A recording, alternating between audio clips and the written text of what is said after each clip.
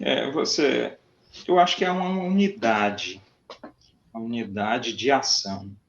A direita elaborou, acho que desde a chegada do Lula ao poder, ela elaborou nos Estados Unidos, não, esse pessoal aqui no nosso quintal, quer dizer, grupos que possam fortalecer os seus países, né? Possam fortalecer os seus países e, e nos confrontar futuramente, porque os Estados Unidos usa o lema de Maquiavel, né? Maquiavel dizia que os romanos tinham uma antiga lição, que era assim: não se adia uma guerra, não se evita uma guerra, só se adia em proveito do inimigo. Era um lema romano, né? Então, os Estados Unidos travam a guerra hoje contra toda a América Latina. Então, nem pegar como situações separadas ou internacionais. Brasil, Honduras, Paraguai, Equador, Bolívia, né, o Chile, certo? Colômbia. Não consigo enxergar como situações distintas. Eu acho que isso está sendo pensado no Departamento de Estado americano, no setor estratégico do Pentágono. Está sendo pensado formas, estão sendo pensadas formas de conduzir a América do Sul e a América Latina de uma maneira extremamente agressiva. E aí, por quê? Porque a China pressiona o mercado americano. Né? Primeiro, houve uma queda do mercado mundial depois de 2008, na crise de 2008. A taxa de lucro das corporações caiu. Os estados tiveram que jogar muito dinheiro para manter essas corporações funcionando. Eles transferiram dinheiro de tributos das pessoas para as corporações. Eles precisam manter a alta lucratividade delas. Há uma disputa cada vez maior na China por espaço, né? E da Rússia também, da Índia também, né? Então, a disputa por espaço faz acirrar essa competição no mercado.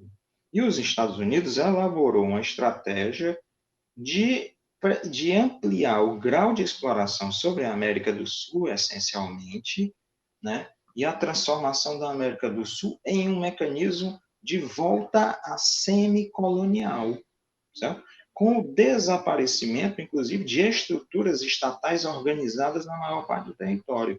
Isso é a doutrina lançada em 2001, pensada antes, mas lançada em 2001, a doutrina Donald Rumsfeld, Arthur Sebrowski. O que é a América do Sul? Nós até temos uma noção errada da América do Sul. A América do Sul talvez seja o celeiro do mundo, a área talvez mais rica em minério, incluído o petróleo disparado hoje, é a região, disparadamente, a região de maior quantidade de petróleo, né, mais do que o Oriente Médio. Então, petróleo, alimento, água. Há uma iniciativa do Banco Mundial tentando transformar o aquífero embaixo do Pantanal, o aquífero Guarani, em patrimônio da humanidade, certo? Inclusive, o governo Temer assinou um acordo de que as universidades brasileiras são obrigadas a entregar ao Banco Mundial todos os dados geológicos. O Banco Mundial destinou dinheiro para pesquisar isso e exigiu que a empresa que coordenasse não fosse brasileira, teria que ser uma empresa internacional. E foram escolhidas logo quem? Uma empresa canadense e uma empresa israelense. Então, nós temos água, minérios, alimento. Né? E, e esse aqui é o centro para onde os Estados Unidos começam a voltar sua atenção na medida em que eles são cada vez mais empurrados para fora do Oriente Médio. Acabam de se retirar da Síria, no Afeganistão não tem dado certo, há notícias, inclusive, de uma perda de espaço imensa no Iraque, né? A própria Arábia Saudita começa a cogitar a possibilidade de comprar armamento russo e não mais americano, né? Então, essas perdas comerciais sucessivas, o desaparecimento, os erros geoestratégicos que eles cometeram e continuam a cometer, faz com que os Estados Unidos, na verdade, não os Estados Unidos como povo e tal, as corporações americanas, as corporações mundiais se voltem para a América do Sul. Então, o plano é esse. E aí, no Exatamente. caso, ah, É no porque eu caso do queria Evo só, Fábio, Morales, só antes de você continuar, essas informações são importantes sobre o governo de Evo Morales, né? E como a elite do país ela é golpista, né? Peguei um dado aqui muito interessante que lá do século XVIII até mais ou menos anos 80, a Bolívia passou por 197 golpes de Estado, né? Das mais variadas espécies, né? O Evo Morales, o país, né, a Bolívia, alcançou números aí, né, muito interessantes, por exemplo, na questão da diminuição da pobreza, né? País que antes do governo tinha 37%, né, de pobres em 2005, né, o Evo assumiu em 2006, né, e agora em 2018 chegou a 15%, né? Reduziu a mais da metade o número da questão da pobreza, segundo o Banco Mundial, né? Registra um crescimento de 4,7% ao ano, é um dos países que mais, né, vamos dizer, cresce nesse sentido aqui na América do Sul. Há um combate, né, à desigualdade de renda, de riqueza.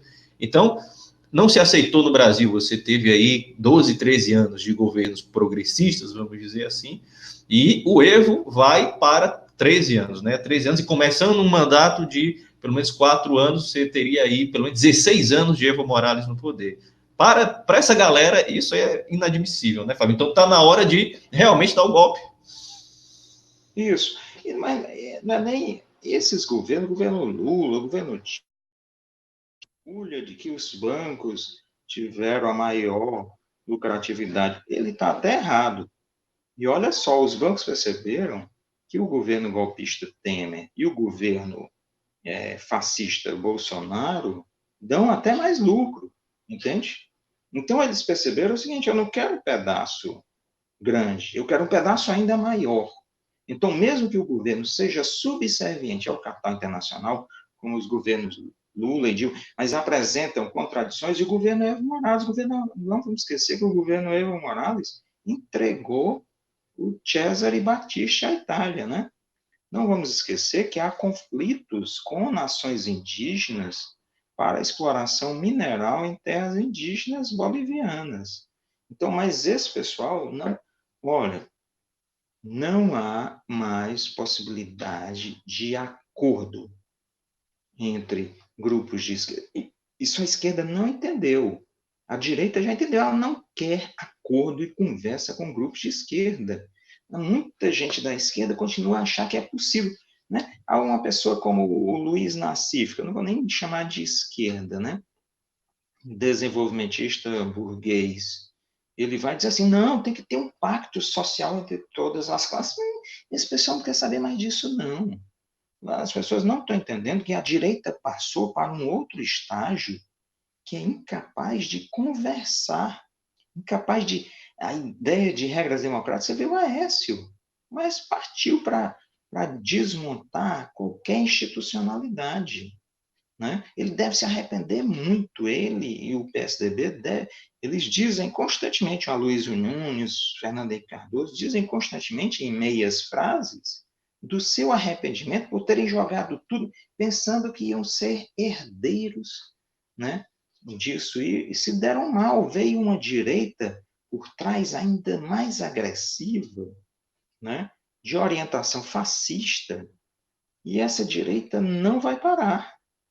Acabou a institucionalidade democrática. É o plano Hansfeld-Cebrowski. Acabar estruturas estatais em países que tenham muitas matérias-primas e usufruir dessas matérias-primas através de controle militar. Então, as próprias camadas médias que estão envolvidas nisso vão pagar muito caro aqui no Brasil, no Equador, no Peru, na Venezuela. Esse pessoal vai pagar caro porque não há espaço para camadas médias no projeto desse setor de altíssima renda. Não há. Só há lugar para quem? Esses milionários ou bilionários, setores judiciais, os juízes, e setores policiais de elite, militares de elite, para massacrar o povo. É verdade, Então, Fábio. o Evo Morales tem que compreender o seguinte, chegou a hora dele decidir, né? Não é possível mais um governo de colaboração com o capital, né? Ele tomou uma atitude imensamente positiva quando ele nacionalizou as empresas de gás, né? Certo? Então, está na hora de um passo adiante que ela deu, que sofre as consequências, mas se ela não tivesse dado, eu não tenho dúvida que as consequências seriam muito piores, entende? Seriam muito piores.